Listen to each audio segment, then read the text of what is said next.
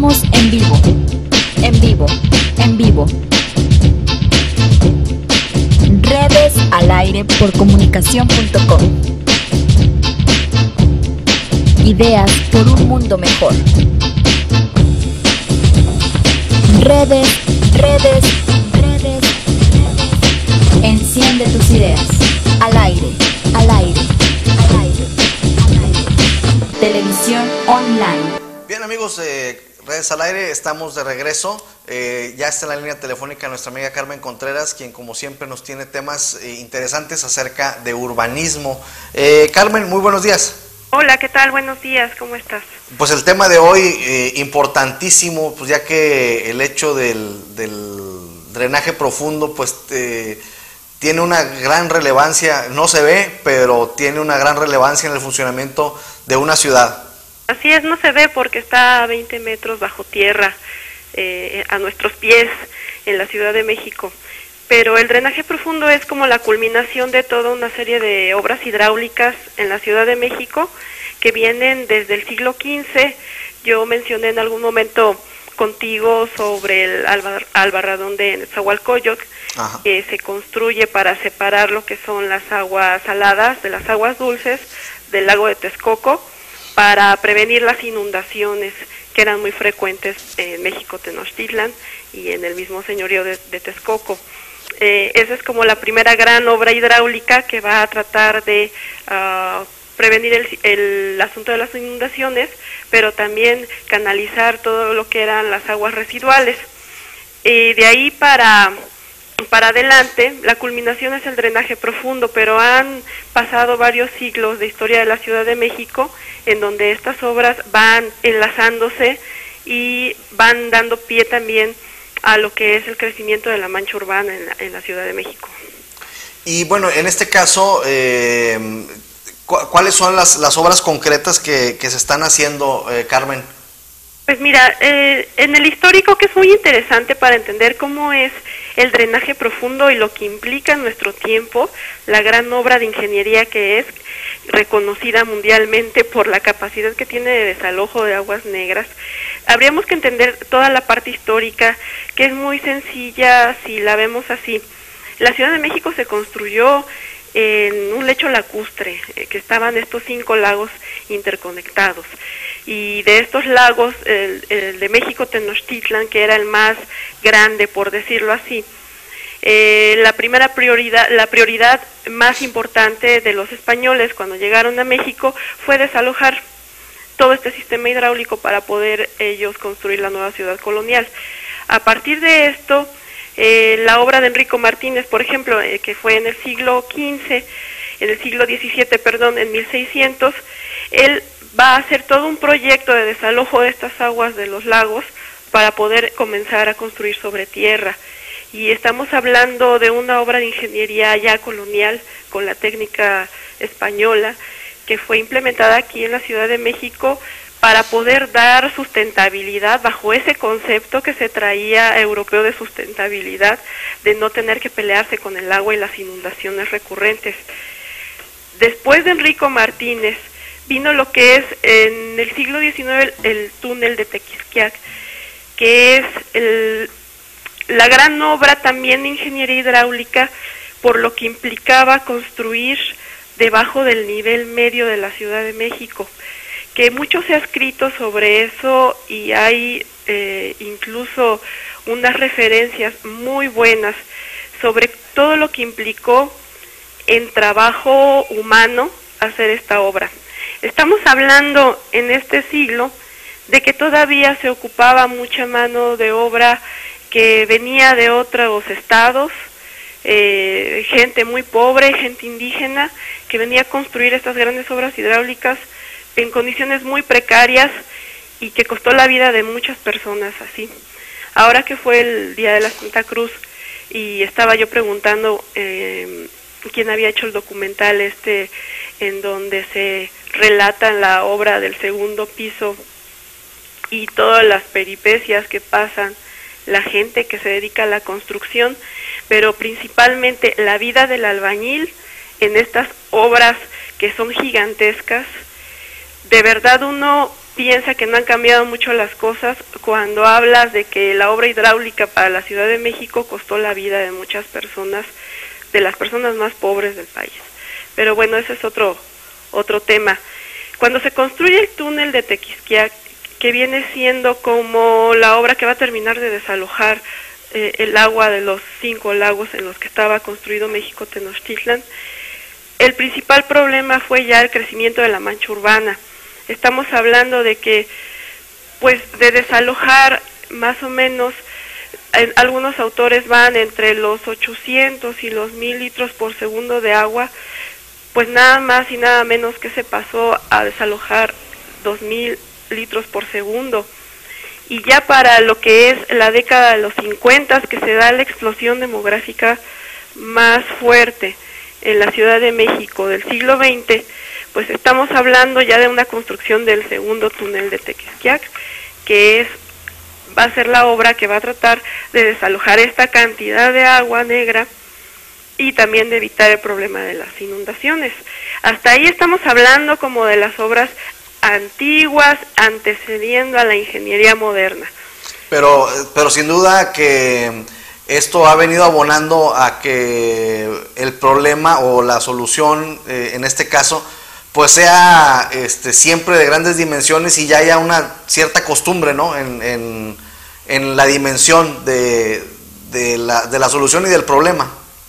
Así es, y bueno, pues ha ido creciendo la mancha urbana y la explicación también se ha analizado detenidamente por los urbanistas. La mancha urbana en la Ciudad de México ha crecido por estas falta de política pública que planee, que planifique lo que son los asentamientos humanos con una visión de sustentabilidad, pero también por la permisividad que hay sobre el tráfico de venta de terrenos que no son propicios para vivir, pero bueno, se urbanizan, no hay servicios y que algún líder social gestiona los servicios y algunos gobiernos los otorgan porque finalmente esa es su base para poder seguir siendo gobierno durante años más. Y bueno, es un ciclo vicioso que no se ha podido romper y que da crecimiento a la mancha urbana. Entre otros servicios que se tienen que hacer más grandes, está justamente el problema de cómo desalojar las aguas residuales o las aguas negras de toda esa población que se va asentando en las zonas más agrestes de la Ciudad de México, en los cerros, en lugares como las minas, que no son los más propicios ni para meter servicios, ni siquiera para vivir ahí, obviamente. Y bueno, sí, hablamos de hacer obras hidráulicas mucho más complejas, de mayores dimensiones, pero no hablamos de todo lo que implica las medidas preventivas. Estamos en un punto que para los años 60, que se construyó el interceptor poniente y el emisor poniente también, en donde se van conectando lo que es el río Hondo, que pasó de ser un río de agua dulce a ser un río de agua negra, y el vaso regulador de Cristo, que se construyó también, o se adaptó la geografía natural para contener también todas esas aguas. Ya estamos hablando de que estas dos obras tienen que contener 3.1 millones de metros cúbicos. Este dato yo no lo tenía, pero cuando lo leí realmente me impactó. Estamos hablando de 3 millones de metros cúbicos de las aguas de lluvia que se dan entre mayo y octubre, que son las temporadas en las que más llueve aquí en la Ciudad de México, y nada más, ya no pueden retener más. Si nos damos un poco más de lluvia en la ciudad, pues estos colectores de agua lo que van a hacer es desbordarse y afectar todos los asentamientos que están alrededor con riesgo de inundaciones que pueden tener un alto costo social y económico para la ciudad. Eso estamos hablando de una pequeña parte de todo el sistema de desalojo de aguas, pero ya cuando lo vinculamos con la gran obra hidráulica, que es el drenaje profundo, las cosas toman otra dimensión todavía mayor.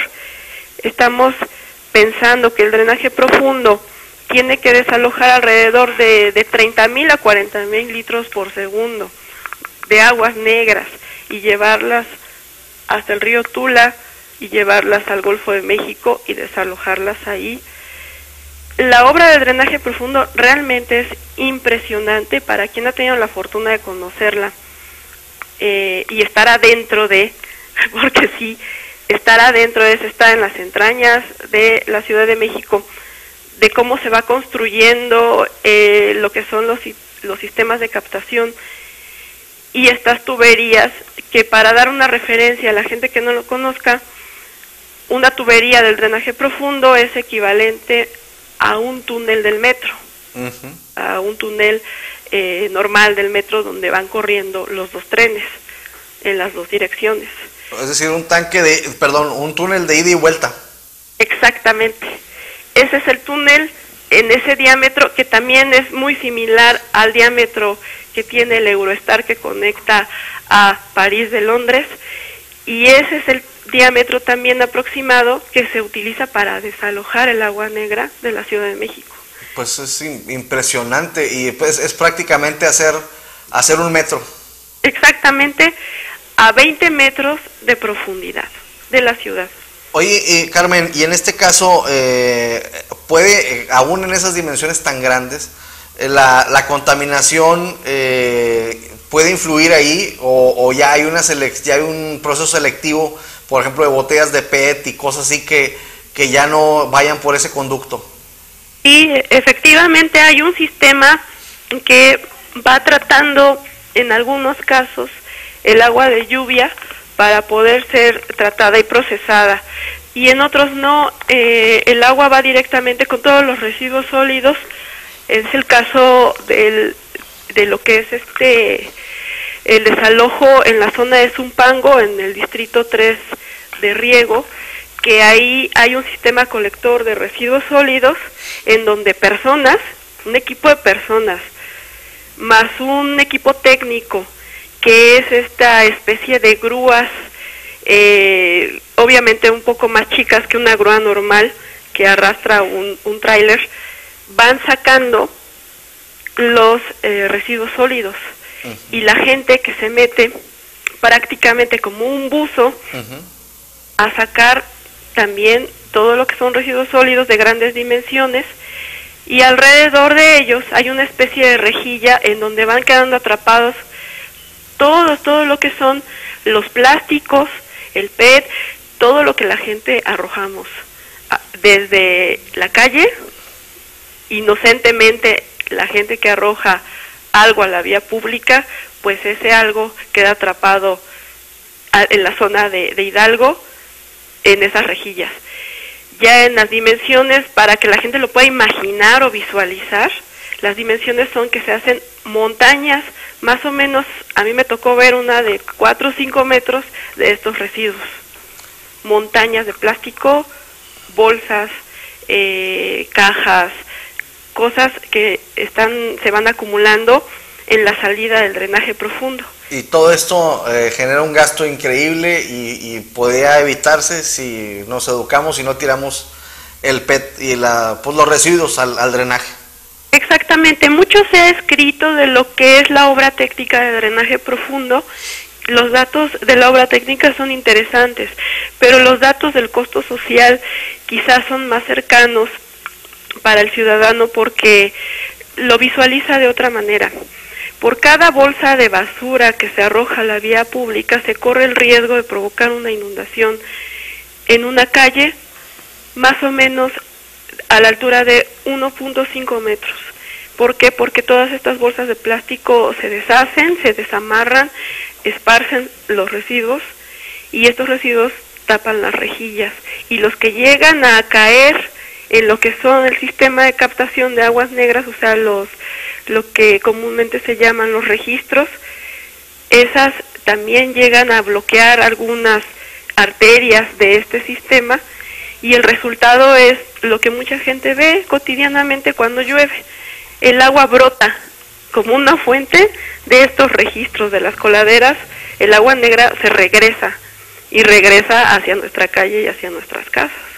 Y bueno, en las dimensiones de este tipo de problemas puede ser de que se inunde un poco, se inunden unos 20, 30 centímetros, y causa mucha molestia a la gente, porque bueno, todo el asunto del tráfico y el estacionamiento de los coches y el que se mete un poco de agua negra a tu casa. No.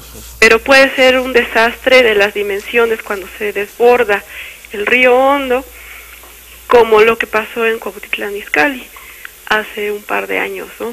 Y lo que ha pasado recurrentemente en Peñón de los Baños, en la zona poniente y en la zona oriente de la Ciudad de México, que es donde está ya rebasado la capacidad de captación de agua negra por el crecimiento de la mancha urbana. Así es. Pues bueno, pues tenemos que darnos una educadita y dejar de tirar cosas y de seleccionar bien y reciclar, usar bolsas de tela, porque pues bueno, ya no podemos más, ¿no? Y nada más por el hecho de estar utilizando estos materiales, pues los costos al Estado le salen pues ardiendo. Exactamente, mira, aquí en la Ciudad de México provoca una gran ira entre las personas que circulan, la inundación tan recurrente en el viaducto y en los pasos a desnivel. Pero sí tenemos que tener presente este problema. La Ciudad de México ha crecido y ha crecido en todas sus necesidades. Una de ellas es el desalojo de estas aguas.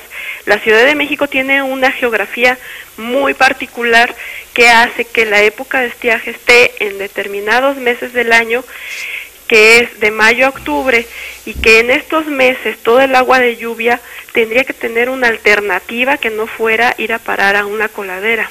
Tendría que tener una alternativa de captación que pueda ser reutilizable e inyectada al subsuelo para que la calidad del subsuelo mejore y se eviten los hundimientos de la ciudad. Eso es en términos muy sencillos de explicar. Si nosotros como ciudadanos pugnamos en estos presupuestos participativos, en donde se le da a la ciudadanía la capacidad de decidir en dónde invertir, cuáles obras son las necesarias en la Ciudad de México, ¿por qué no vamos pensando en cuestiones también de captación de agua de lluvia, que finalmente va a ser un beneficio para toda la Ciudad de México? No nada más un beneficio para una colonia, una unidad territorial, sino que el beneficio es a largo plazo para toda la ciudad. Pero no pensamos porque son acciones que tienen sus beneficios a largo y mediano plazo. Entonces, no se ven. Yo creo que sí cabe la reflexión de que también nosotros tendríamos que pensar, definir prioridades a nuestros gobiernos locales y al gobierno del Distrito Federal, que una prioridad es qué hacer con el agua de lluvia en la Ciudad de México. Así es. Pues tema interesante. Pues Carmen, muchas gracias, como siempre, muy pues temas de mucha actualidad y que poco pensamos en ellos, y pues bueno, nos hace reflexionar siempre acerca de qué hacer en nuestras ciudades. Te agradecemos mucho tu comentario. Pues no tienes de qué agradecer. Si hay que pensar, vamos a impulsar también normas técnicas, leyes en donde se obligue a los constructores a hacer sistemas de captación de agua pluvial para las nuevas construcciones en viviendas, no importa si son viviendas para destino de una clase media o si son viviendas populares o si son viviendas de lujo, todas deben tener sistemas de captación de agua pluvial, pero debe ser normativo, debe ser obligado, que nadie pueda construir ya ni un metro cuadrado si no tiene pensado una acción de este tipo. Yo creo que podríamos también empezar por ahí, por impulsar ese tipo de iniciativas. Perfecto, pues muy bien, Carmen, entonces platicamos el próximo jueves. Ok, me parece muy bien. Muchas gracias. Gracias a ti, buen día. Pues interesantísimo esto que nos comenta Carmen Contreras acerca del tratamiento de las aguas y el aprovechamiento del agua de lluvia, que pues se encharca, se va y nunca sabemos dónde quedó y no la aprovechamos. En unos momentos más vamos a volver con nuestro amigo Alejandro Juárez de Ombuds Gay, que nos tiene algunas noticias interesantes. Él también va camino a una conferencia que va a dar y donde va a estar con otras personalidades hablando de diversos temas, y nos va a hacer el favor de contestar su llamada en su teléfono celular. En unos momentos más regresamos con Alejandro Juárez. Quédense con nosotros, por favor.